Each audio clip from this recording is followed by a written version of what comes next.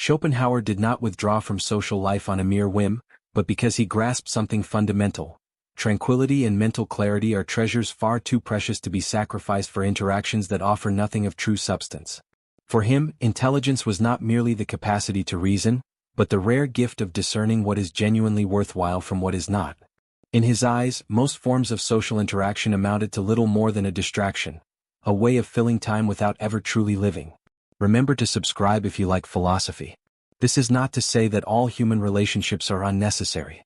Schopenhauer never denied the profound value of authentic friendship, of bonds grounded in virtue and sincerity. But he was adamant that such connections are the rare exception rather than the rule, fleeting moments of clarity in an ocean of superficiality and self-interest.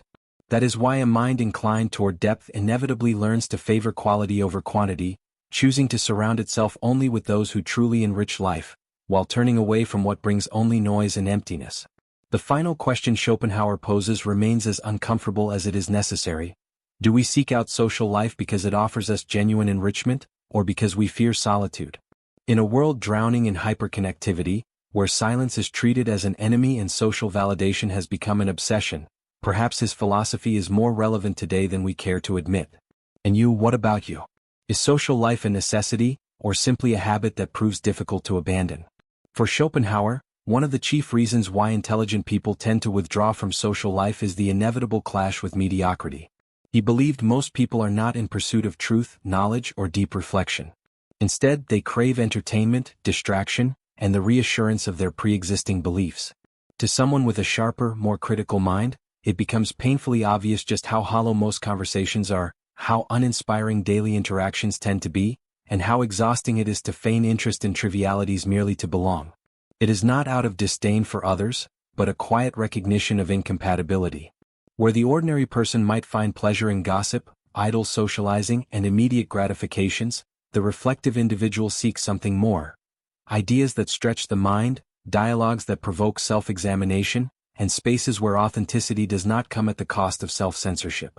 Yet such spaces are rare, and the search for meaningful company often ends in disappointment. Schopenhauer observed that social life is frequently driven by vanity and competition. People engage in conversation not for the joy of exchanging thoughts, but out of a desire to impress, to reaffirm their ego, or to secure some advantage in a game of appearances. The critical thinker feels out of place here, unable to ignore the artifice, the repetition of shallow patterns, and the superficial nature of an existence seemingly designed more to kill time than to enrich it. And so, they retreat, not in hatred, but because there is no compelling reason to continue participating in a theater where nothing said or done holds real significance. For Schopenhauer, another reason why intelligent people shy away from social life lies in the inescapable conflicts of human interaction. He argued that relationships are rarely built on harmony but are more often struggles of will, where each person seeks to impose their own perspective, defend their ego, or gain some advantage.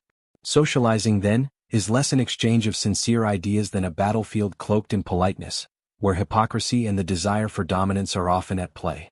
To a perceptive person, this reality is crystal clear. They see that most debates are not about discovering truth but about winning. That many friendships are not rooted in genuine affection, but in convenience. That the desire to be liked is, at its core, a form of submission, an act of relinquishing one's authenticity simply to be accepted. And someone who treasures intellectual independence will not pay that price just to avoid solitude. But the problem is not limited to the falseness of social relations. Schopenhauer believed it is also the mental and emotional exhaustion they create. He viewed solitude as a sanctuary, a state of freedom in which one could fully be oneself, without enduring the draining energy of those constantly seeking attention, validation, or accomplices in their illusions. Social life, in his view, was a web of small conflicts, and someone who sees that game too clearly may ultimately choose not to play. In solitude, at least, there is total sovereignty over one's own mind, no interruptions, no need to please, and no pressure to justify one's thoughts or actions. Schopenhauer also pointed out that intelligent people take little joy in the distractions that captivate the majority. While many are content with the noise of gatherings, parties, and trivial conversation, the thinker often feels like a stranger in these spaces, not out of a sense of superiority, but because their mind is drawn toward depth, contemplation, and the exploration of ideas rarely found in everyday life. Society thrives on the surface, and those who long for something more meaningful inevitably feel misplaced. It is not that they reject joy or entertainment, but they experience them differently. Where others seek external stimulation, they turn inward for satisfaction. Where many surround themselves with noise to avoid silence, they immerse themselves in it, finding in solitude the freedom to think without interruption or distraction.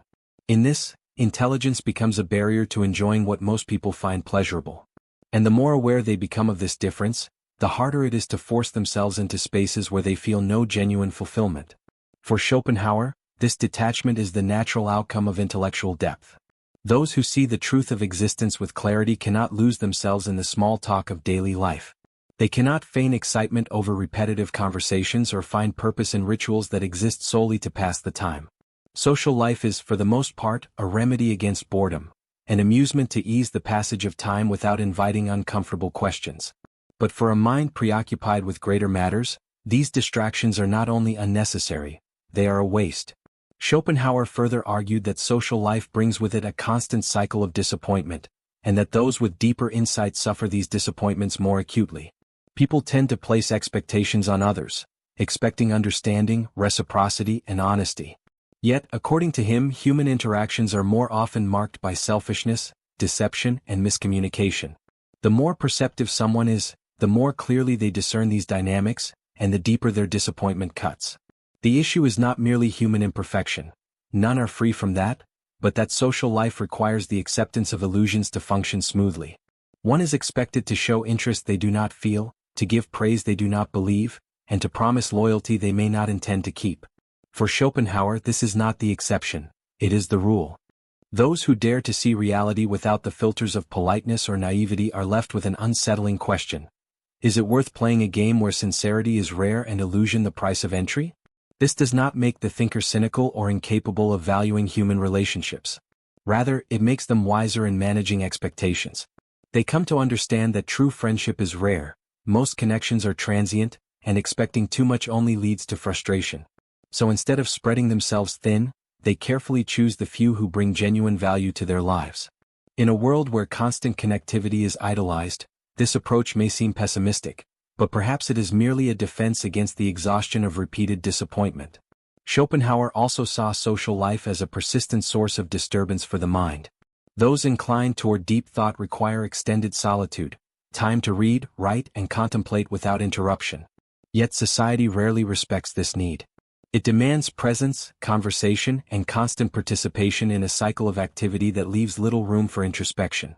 Silence and distance are often mistaken for arrogance or disdain, but the truth is that the mind needs respite from external noise to pursue profound thought. Schopenhauer believed that genius and creativity arise in solitude, not in crowds.